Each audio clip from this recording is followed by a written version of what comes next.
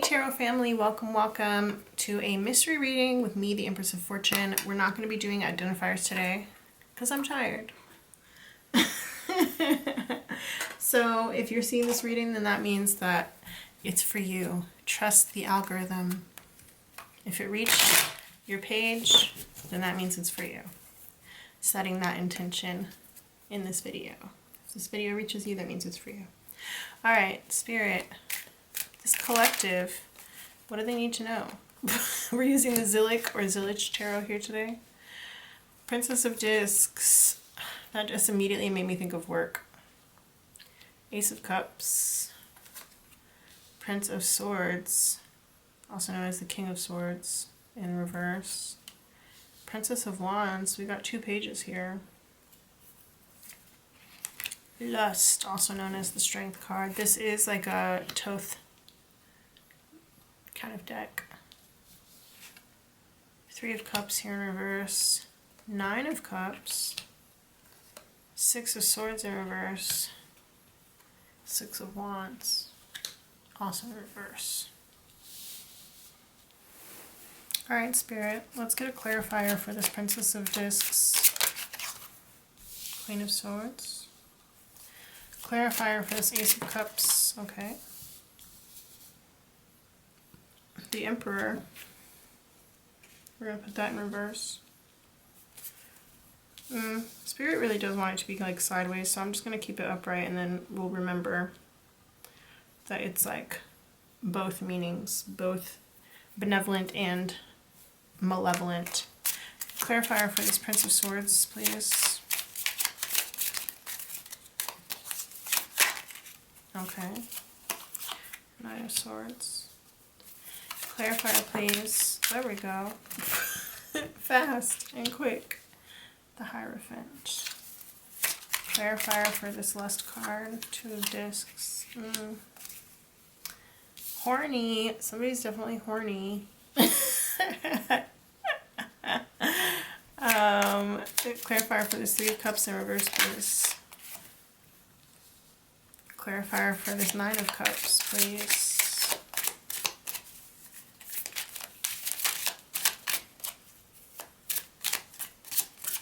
And clarifiers for the 9 of Cups, please, Spirit. Okay. I'm almost getting the feeling like the rest of these cards don't need clarifiers. It's kind of what I'm getting here. Okay. Alright, fine. Fine. I feel like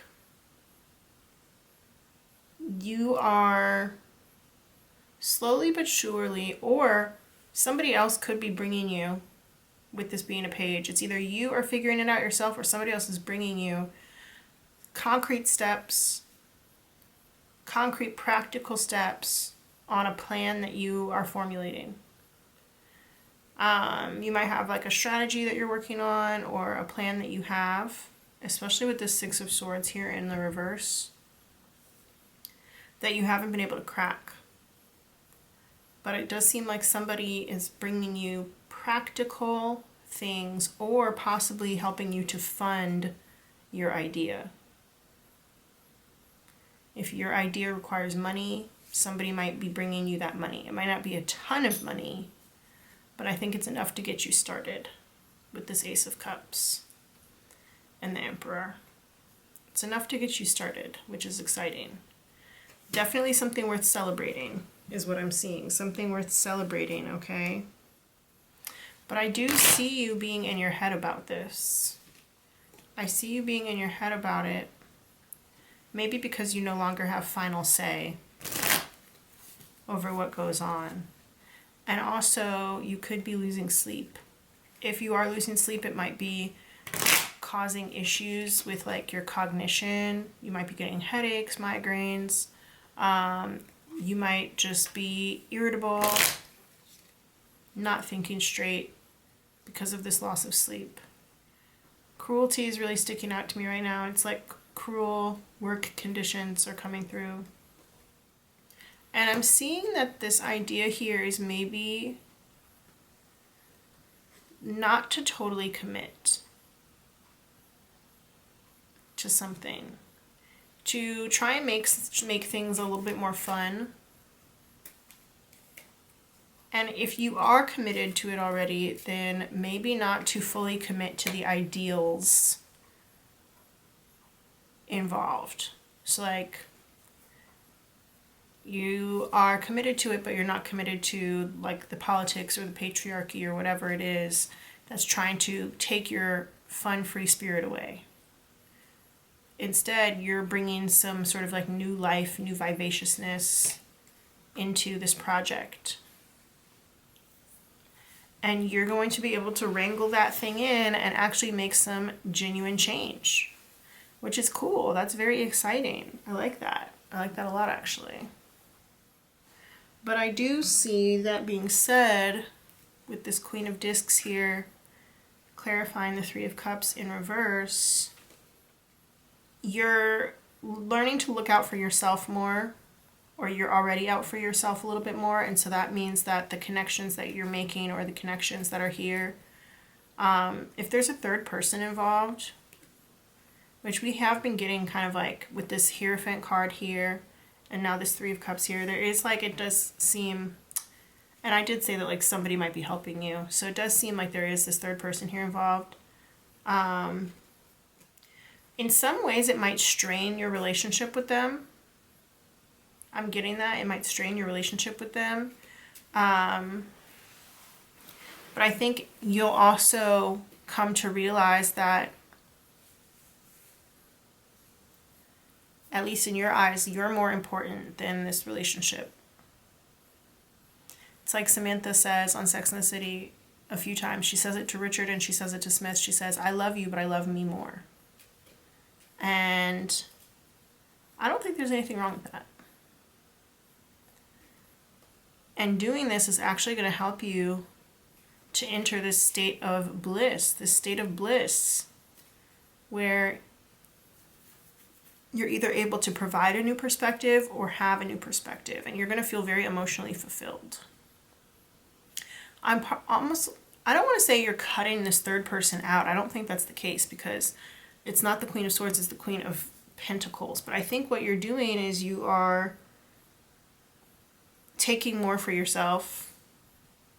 It's not going to be an equitable split. If there's a three-way split, it's not going to be an equitable three-way split, and you're going to be taking more for yourself. But you're going to end up very emotionally fulfilled. You're going to end up very happy about it, and I don't think you're going to care what these other people have to say about the situation, to be honest. I don't think you're going to care about it. Even if it makes you unpopular,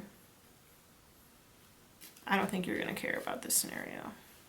The Six of Swords, I am mildly concerned about it, but I asked Spirit, which deck should I use for this reading, and it very specifically said use this deck. So I'm going to go by the pictures and not by the meanings, like the empirical meanings.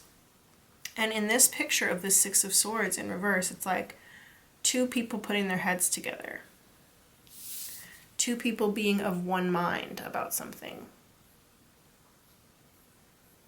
So I kind of feel like, even though another person, let's say it's another member of your team or something like that, because I do think this is a work reading. If it could also be like a school project kind of reading is what I'm getting as well. Putting your heads together on this scenario, sharing resources on this scenario. I feel like your combined brain power, even if you're focusing on different things, is going to work really well for you guys. And in order for that to happen, I do you have to be happy. So, yeah, a decision might make you kind of unpopular, but at the end of the day, I feel like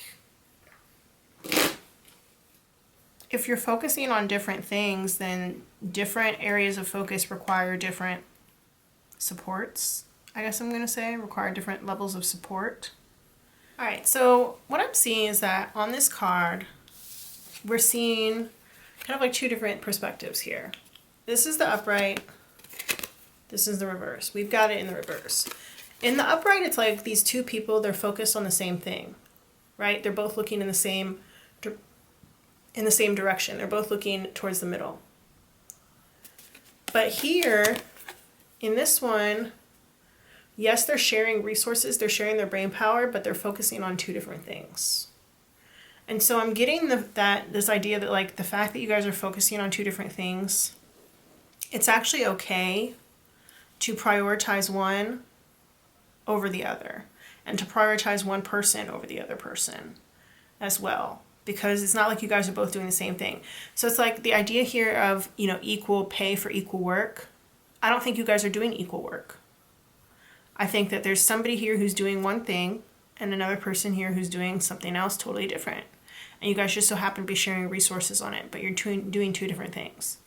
So one part of this project is going to need more resources, or one person on this project is going to need more resources, more money, more pay, whatever it is, in order to get their thing done, because what they're doing requires more. That's just what it is. And I think that that might be unpopular with the Six of Wands here in the reverse. But again, we've got this whole like duality. There are two birds on here. And with this, I see the idea of being aggressive and going after what you want. Be aggressive. Be aggressive, aggressive. Be aggressive. Be aggressive, aggressive. Yeah, so this is the message. Be aggressive and go after what you want. And don't feel bad about explaining, like, here's the value that I have, here's the value that I bring, here's what I'm doing, and here's how it's different from what this other person is doing, and here's also why it requires more money, more salary, more resources, more whatever. More time. Alright guys, I kind of feel like that's it. This was a short message today. Don't be afraid to ask for what you want. Even if it seems like, you know, you guys are starting from scratch or starting small or whatever, don't be afraid to ask for what you want. Because the most important thing for you is that you're happy in doing this work. Because otherwise, if you're not happy, you're not going to do a good job. And you don't want to be in a scenario where you're worried and you're up all night and you are getting headaches and migraines and this, that, and the other, and you're not being fairly compensated for it. Right? That would be terrible. That would be like adding insult to injury. You know what I mean? So, yeah. Stand up for yourself and don't forget to have fun. Have fun. Be playful. Bring it in a playful way. And that's, I think, why I did like the little cheer when I did the whole be aggressive thing, because it's like, that's playful, right? You can be, go after what you want, but do it in a way that everybody understands why it's necessary, and also in a way that like shows people that you're inspired to do this work and that you're excited to do this work. And it's not just coming from a pure place of selfishness, but from a place of investment. If you invest in me, I invest in this scenario, and we're all going to come out on top in the end. So, yeah. Okay, cool. Good advice. There might be parts of this project, especially in the early days, where maybe you're not so happy about certain things, but understand that if you are able to advocate for yourself, which is also what this Princess of Wands is representing, advocate for yourself against this system that maybe is meant to disadvantage you. If you do that, then it's going to end up changing your perspective on this whole thing, and you're going to end up really happy and very emotionally fulfilled. So yeah. Heard that, know that. Thank you so much for watching. Don't forget to subscribe. I love you, and I'll see you guys in the next one. Bye.